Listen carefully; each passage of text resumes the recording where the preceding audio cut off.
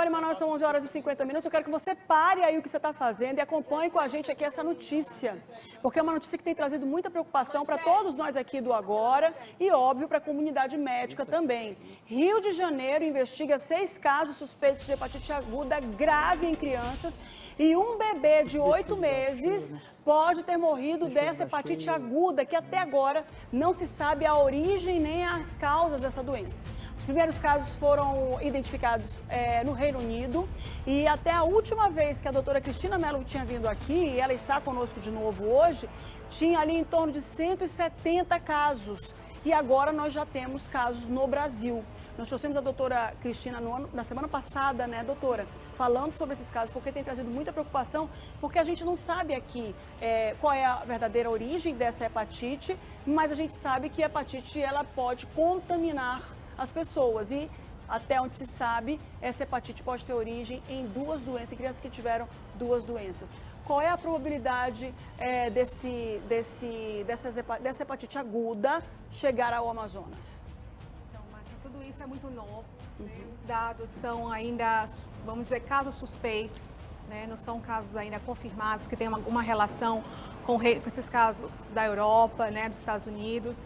São casos considerados suspeitos, né? Então não há uma confirmação exata do que está acontecendo, mas a imprensa está divulgando realmente que são 9 casos no Brasil, 6 casos no Rio de Janeiro e 3 casos no Paraná, né? E parece que uma dos bebês veio a falecer. E aí surge essa preocupação. E tem uma criança de 2 meses doente. Tem uma criança hoje, se eu não me engano, é no Paraná. Tem uma criança de 2 meses que está com sintomas dessa hepatite São crianças aguda. pequenas, né? A média de idade em torno de 2 anos. Então, isso é um motivo a mais de preocupação, né? A OMS atualizou os dados delas mais recentes, então a gente está com em torno de 200 casos notificados no mundo, principalmente os casos na Europa, a maior parte dos países se concentra em torno do Reino Unido, né? E ainda continua o mistério de onde vem essa hepatite.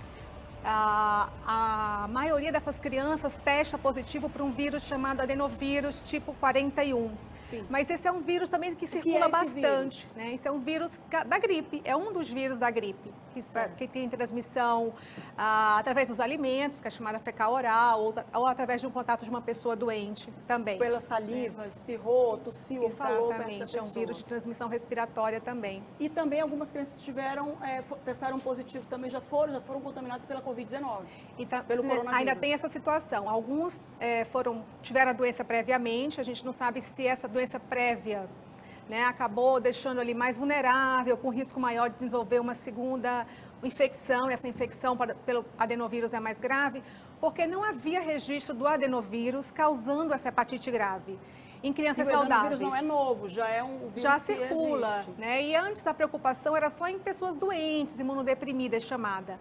Mas essas crianças, o que nos alerta é que são crianças saudáveis, não são crianças que estavam previamente doentes.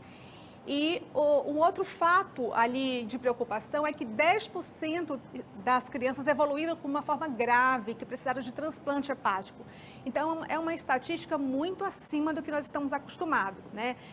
Vamos dizer assim, a nossa estimativa de gravidade numa hepatite aguda é em torno de 1%.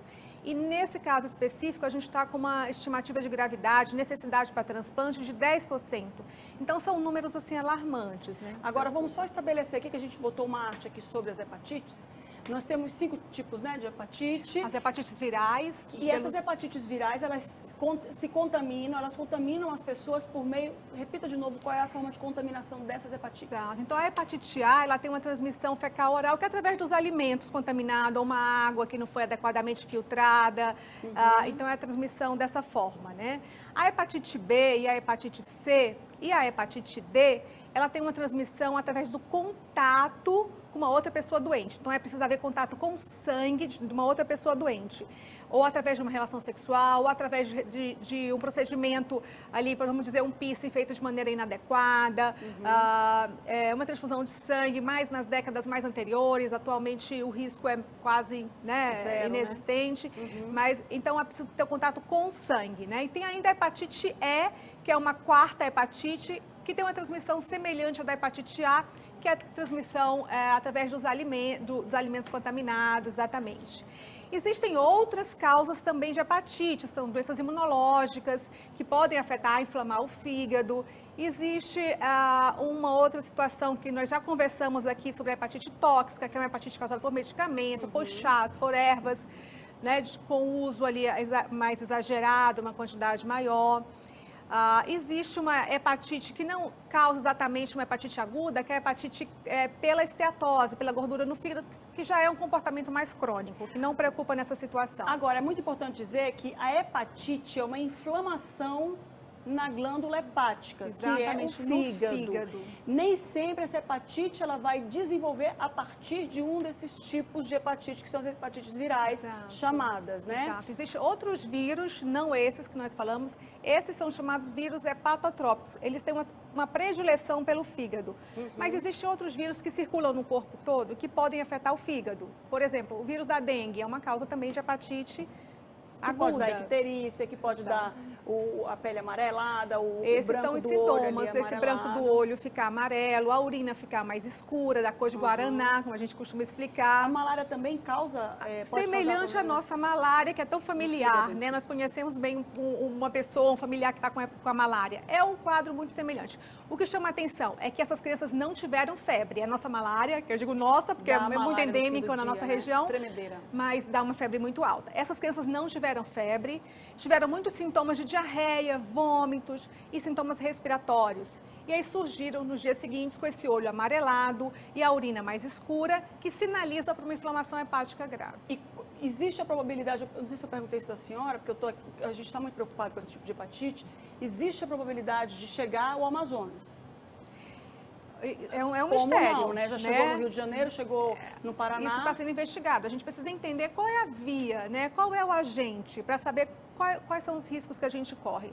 Por enquanto, a recomendação é reforçar os cuidados de higiene, lavar sempre as mãos. Que são as prevenções, né? Cuidado com as secreções respiratórias, né? Colocar a mão no rosto ao tossir, ao espirrar, em seguida lavar as mãos. E procurar, né, evitar o contato com as pessoas que estejam doentes. Essa é a melhor forma de prevenir tanto as hepatites que a gente conhece aqui, além, é claro, das vacinas, né? Porque essas hepatites aqui, elas têm vacinas. De prevenir tanto essas hepatites quanto a tal da hepatite aguda. Porque aí, só para encerrar, eu tenho uma dúvida aqui. O fígado ele pode inflamar se ele for sobrecarregado. Não necessariamente com os vírus A, B, C, D e os vírus Delta, né?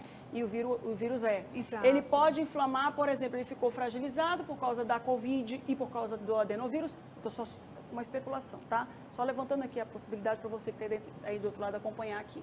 E aí, por causa disso, o fígado inflamou e pode perder o fígado. Essa é uma das hipóteses, né? Que talvez uma infecção prévia pela Covid tenha deixado aquelas crianças mais vulneráveis para uma segunda infecção pelo adenovírus.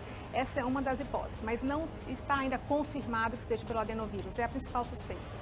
Tá bem, muito obrigada, viu, doutora Agradeço Cristina mais uma vez o convite e esse momento de discutirmos essa situação que vem sendo noticiada. Que vem sendo noticiada para você que está aí do outro lado ficar por dentro e não trazer para a sua vida essa situação de hepatite. Obrigada, viu, doutora?